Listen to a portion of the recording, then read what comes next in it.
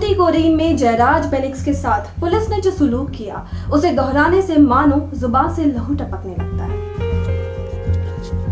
इस एक मुद्दे से बार बार इसका जिक्र किया जाना चाहिए कि देश को एक एंटी टॉर्चर कानून की जरूरत है। एक ऐसा कानून जो पुलिस या सैन्य तंत्र की निरंकुशता और ब्रुटैलिटी को काबू में करने के लिए जरूरी है।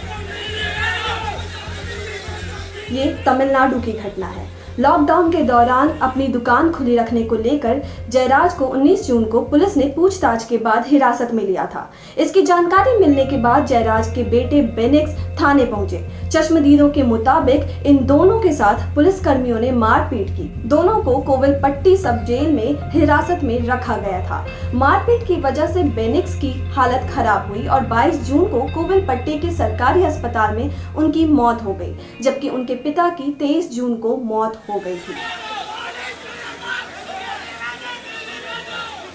जयराज के एक दोस्त बताते हैं, जब हमने दोनों को देखा तो वे खून से लथपथ थे और बुरी तरह से चोटिल थे। फिर अस्पताल में उनसे कुछ पुलिस वालों ने पूछताछ की। उनमें बोलने की एनर्जी भी नहीं थी। हमने सीट पर एक कंबल डाल दिया था जहां वे बैठे थे ताकि वे खून से फिसल ना जाए। National campaign against torture NCAT की एक report, India annual report on torture 2019 में कहा गया कि 2019 में भारत में पुलिस कस्टडी में कुल 1731 लोगों की मौत हुई, यानी रोज करीब 5 लोग। रिपोर्ट में यह भी कहा गया है कि हिरासत में अत्याचार के शिकार होने वाले ज्यादातर लोग गरीब और हाशिए के लोग होते हैं, जिनमें दलित, आदिवासी और मुस्लिम शामिल हैं। इन लोगों की संख्या देश में जनसंख्या में 39% है, जबकि भारतीय जेलों में इनकी संख्या 53% है। इन मामलों में उत्तर प्रदेश, तमिलनाडु, पंजाब और बिहार सबसे ऊपर आते हैं।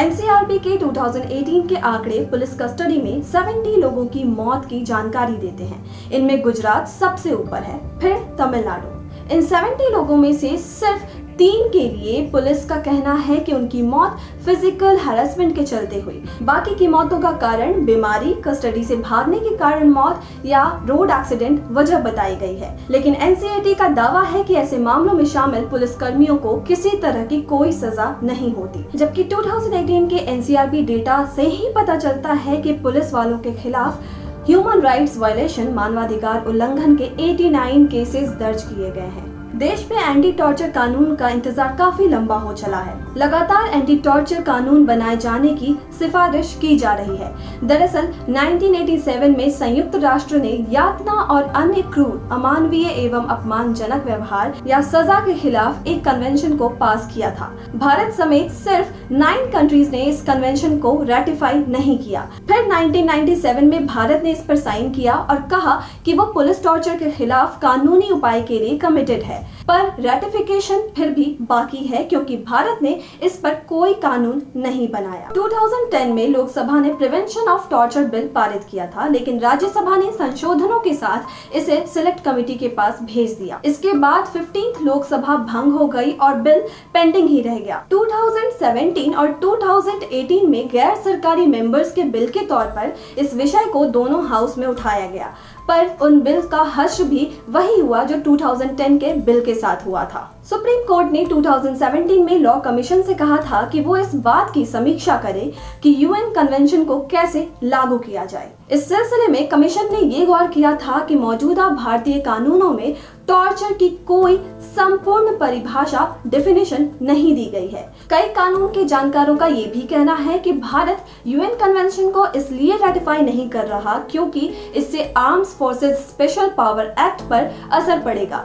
ये कानून सुरक्षा बलों को, आर्म्ड फोर्सेस को उन सभी इलाकों में असीम अधिकार देता है जहां इसे लागू किया जाता है। कन्वेंशन को रेटिफाई करने के लिए या तो इस कानून को रद्द करना होगा या सॉवरेन इम्यूनिटी की अवधारणा को छोड़ना पड़ेगा। सॉवरेन इम्यूनिटी का मतलब ये है कि सरकार को अपने एजेंट्स जैसे पुलिस फोर्स के एक्शन के लिए दोषी नहीं ठहराया जा सकता। इसी के कारण आर्म्ड फोर्सेस को कई अपराधों के लिए सुरक्षा मिली हुई है और ये कन्वेंशन साफ साफ कहता है कि किसी भी स्थिति में टॉर्चर प्रोहिबिटेड है। युद्ध के दौरान भी कोई असामान्य स्थिति भी हो तो मानवाधिकार उल्लंघन की इजाजत नहीं मिलती। कई लोग जयराज बेनिक्स के मामले में पुलिस सुधारों की भी वकालत कर रहे हैं। 1996 में सुप्रीम कोर्ट में एक पिटीशन में पुलिस पावर के मिसयूज की बात की गई थी। 2006 में कोर्ट ने केंद्र और राज्यों को इस सिलसिले में निर्देश दिए थे। वहीं 2005 के दूसरे प्रशासनिक आयोग ने पुलिस दुर्व्यवहार के मामलों में जांच के लिए एक स्वतंत्र शिकायत अथॉरिटी बनाने की बात की थी। बता दें ये दूसरे कई देशों में मौजूद है। जैसे यूके में पुलिस कंडक्ट पर एक इंडिपेंडेंट बॉडी है। इसे पुलिस ऑफिसर्स के खिलाफ कंप्लेन की जाँच करने के लिए बनाया गया है। इसी तरह न्यूयॉर्क सिटी पुलिस का भी एग्जाम्पल है, जिसके सिविलियन कंप्लेन रिव्यू बोर्ड में स्थानीय सरकारी निकायों और पुलिस कमिश्नर द्वारा आम नागरिक नियुक्त किए जाते हैं और ये पुलिस ब्रुटैलिटी और हिंसा के मामलों की जांच करते हैं। वैसे अमेरिकन पुलिस सिस्टम की क्या ही बात करना। हाल के दिनों में हमने अमेरिका में पुलिस के वायलेंस का बहुत ब्रूटल रूप देखा है। तभी ये सवाल लाजमी है कि वायलेंस का सोर्स दरअसल है कहाँ। पिछले कई सालों में ये सोर्स सभी को साफ दिखाई दे रहा है। पुलिस वायलेंस उसका एक काफी छोटा रूप है। कुछ महीने पहले उत्तर प्रदेश में आम शहरियों के घर घर घुसकर तबाही की गई थी। कश्मीर का राग तो अब बहुतों को बेसुरा महसूस होने लगा है। तमिलनाडु का ये केस और उस पर देश की प्रतिक्रिया मिसाल है कि कैसे हम इस रोजाना होने वाली वायलेंस के, हिंसा के आदी होते जा रहे हैं।